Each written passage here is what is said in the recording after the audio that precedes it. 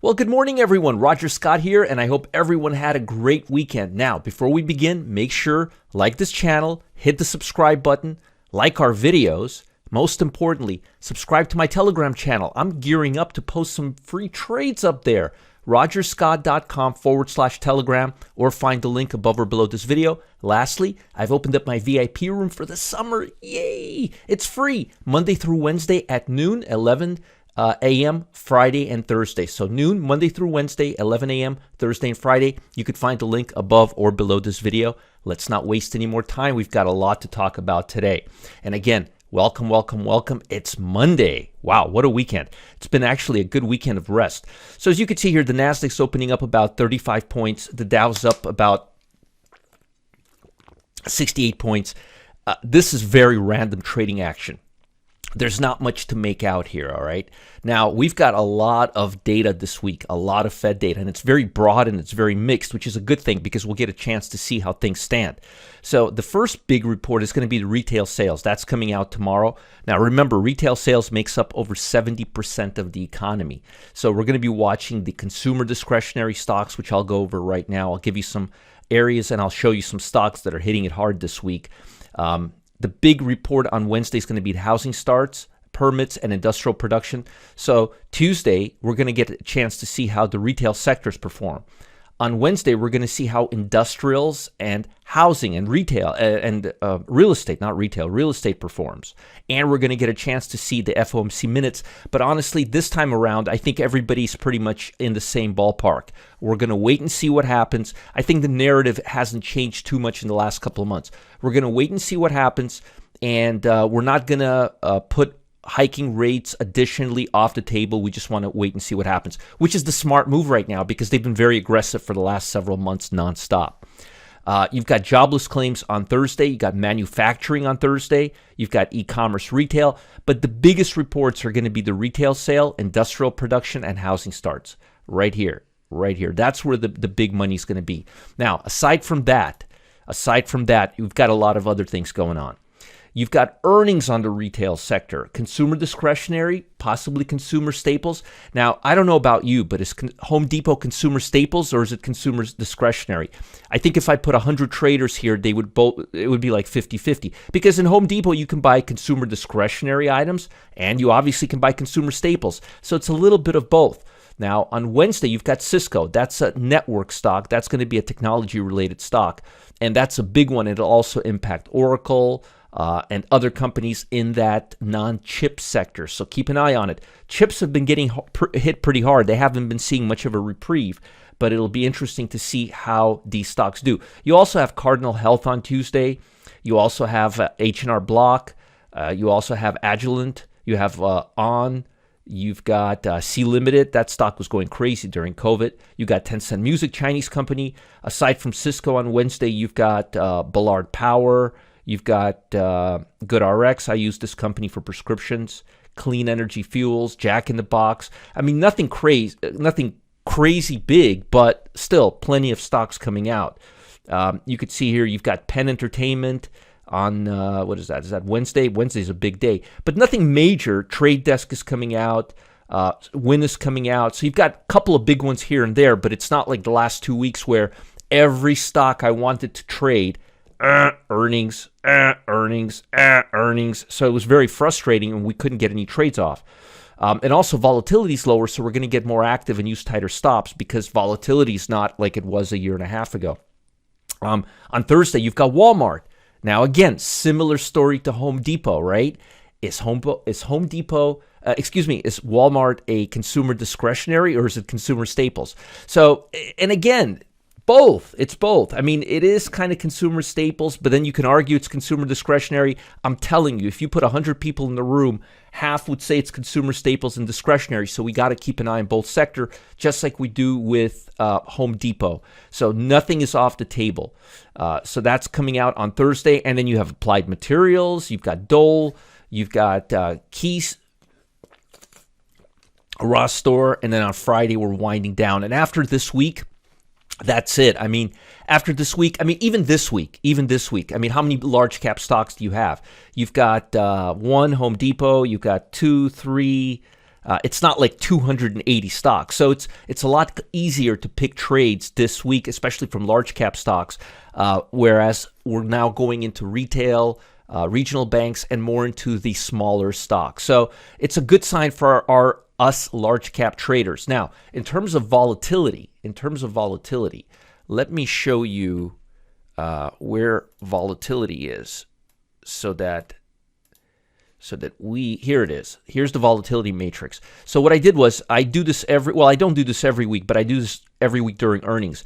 I give you the implied volatility. I take the add the money options, the put and the call. I add them together, and I basically see where the volatility is. So you could see here, Home Depot has barely any volatility, 4%.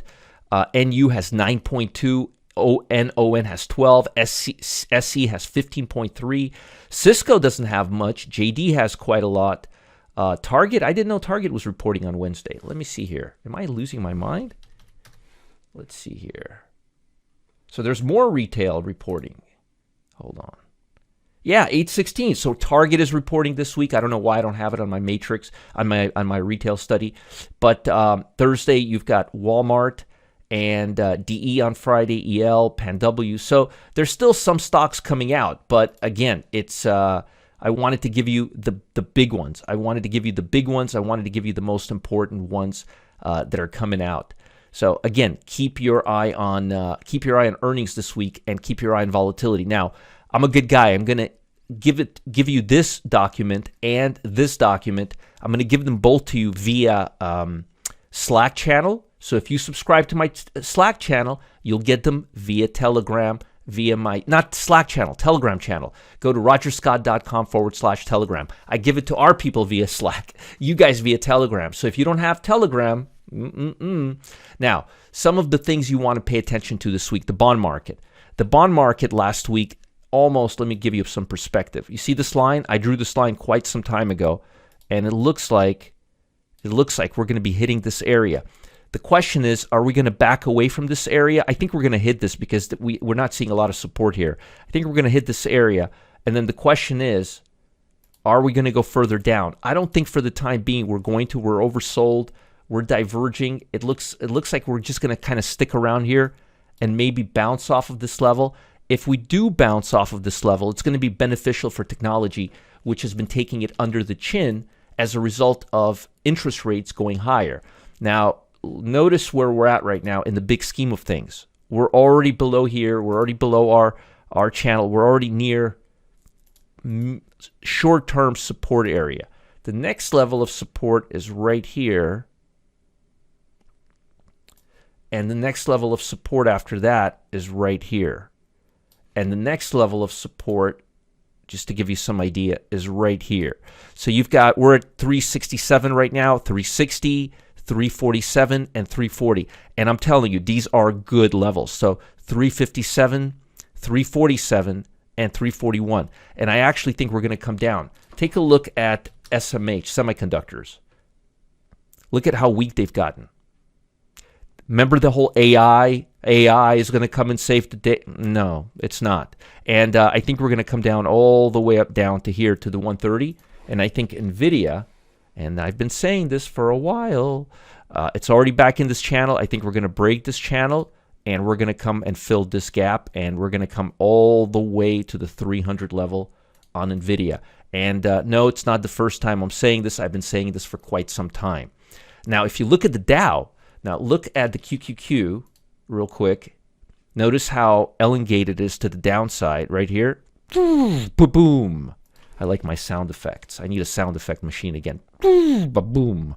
Notice the Dow's been holding up. It's still coming down, but it's holding up pretty well. Why? Because XLI has been holding up. It hasn't been coming down yet. XLB has been holding up a little bit better, not a whole lot better, but a little bit better. And consumer staples have actually been starting to gain a little strength. They're starting to come up from here. So it looks like we're starting to see a reversal. And if you look at StockFetcher, keep an eye, avoid this communication services, because if you look at communication services, I'm going a little deeper than I usually do today. Well, why not? It's Monday. See, communication's holding up. But Look at the constituents in communication. Meta and Google account for 27%. Look at Google.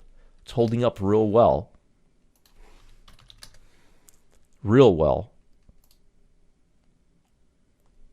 See how well? And Meta, God bless that little, what's the owner's name? Zuckerberg, holding up pretty well too. But if you look at most other stocks in XLC, they're not doing all that great. So XLC's holding up better than consumer discretionary and technology, but it's in the same ballpark. If you don't think that Meta and Google are technology stocks, well, I've got a bridge to sell you. Wink, wink. Anyway, so on a cumulative basis, look where the money's going. Energy sector, communication, but again, I would just be cautious with that one. Healthcare, blue chips, financial blue chips, industrial blue chips, consumer staple blue chips, S&P 500, and look what's down here.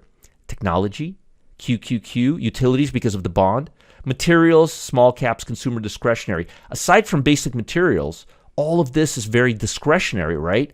Now, this is very blue chippy, right? Energy, healthcare, the Dow Jones, right? Blue chip Dow, financial, industrial, consumer staples, and then S&P. And the fact that consumer staples, industrial, financial, the Dow, healthcare, and energy are outperforming the S&P even points even furthermore to my blue chip argument, because S&P has 50% technology. So if you look at it on a 6-week basis, energy, financial, the Dow, healthcare, all needs to be said. If you look at it in a 3-week, and I like the 3-week, energy, Dow, healthcare, industrial, consumer discretionary, consumer staples, and over the last week, the Dow, industrial, real estate, utilities, healthcare, energy. Look where technology is. Look where consumer discretionary is. Look where the Russell is. Look where the mid-cap is. These are a lot more speculative. And again, consumer staples, industrial, blue chip. So I would be very, very cautious right now. I would be extremely, extremely cautious right now on chip stocks, specifically chip stocks, software stocks, communication. I mean, is Google a meta communication company? Maybe Meta, but it's a tech company. So be careful. Be really, really careful with anything related to technology, especially AI. All those AI is going to take over the world, maybe in 5 years, 10 years, but we're not there yet. Be cautious. Be cautious. And again, we've got plenty of earnings this week to take advantage of. We've got a lot of things, and you will get this in your Telegram channel if you subscribe, rogerscott.com/Telegram. Now, before I let you go, let me give you 2 stocks that are some day trading stocks that could really move today. First is X. Now, you're probably thinking, Roger, what have you been smoking?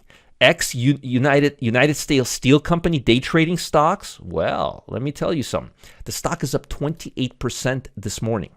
28% this morning. And I don't think it was earnings. I think it was, let's see what it was.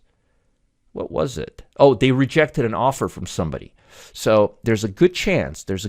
Now notice we're like in the middle right now. We're not here. We're not there. Look at the low. If we break the low, there's a trade there. If we break the high, there's a trade there. So wait for the opening bell and wait for the high and low and wait to see if we break either the upper or the lower. If we break the upper or the lower, the odds are we're going to continue moving in that direction. The other one is a little bit less of a surprise, AMC. I know you guys like AMC.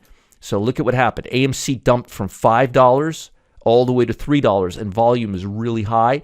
I am not 100% sure, but I'm pretty confident that buyers are going to start stepping in, but you do not want to do anything till we're at least at the $4 range. If we're at the $4 range, the odds are the stock is going to start filling the gap. All right? Just like it did right here. See it gapped and then start filling the gap, but I think it'll happen faster. So again, I'd like to see it trade above $4. I wouldn't take any trades to the downside, and I would be careful with X to the upside. I would like to see it actually come down a little bit. But again, we don't know for sure what will happen and how it'll all shake out. Now, boy, I just gave you a mouthful. Folks, if you haven't seen Garrett Baldwin's new income strategy, what are you waiting for? Garrett's found a way to combine the stock purchases of bigwig CEOs and CFOs with historic options data. This is very cool. And his most trusted indicator to generate your very own executive payouts. It's all about cashing in on big stocks that are moving potentially, that are coming off of top executive investments. Executives are investing their own money, and you could track that. I love that. So if executives are investing in public companies, don't you want to follow what they're doing? Don't you think executives of, for example, McDonald's would know if they're selling more hamburgers? I'm using, hypothetically, just using McDonald's. It's all about cashing in on big stocks, on moves potentially coming after top executives. Cash in or cash out. Because when they invest in their own companies, it's generally for one reason. They think the stock is going to go up to the moon. That's right. So check out the link below. Because Garrett's sending his next executive payout alert soon. Follow the link above or below. Subscribe to my Telegram channel. Post comments below and above this video. And keep your eye on technology and bonds this week. And retail. Big retail watch. Bye, guys. I'll see you soon. Have a great day. I'm excited.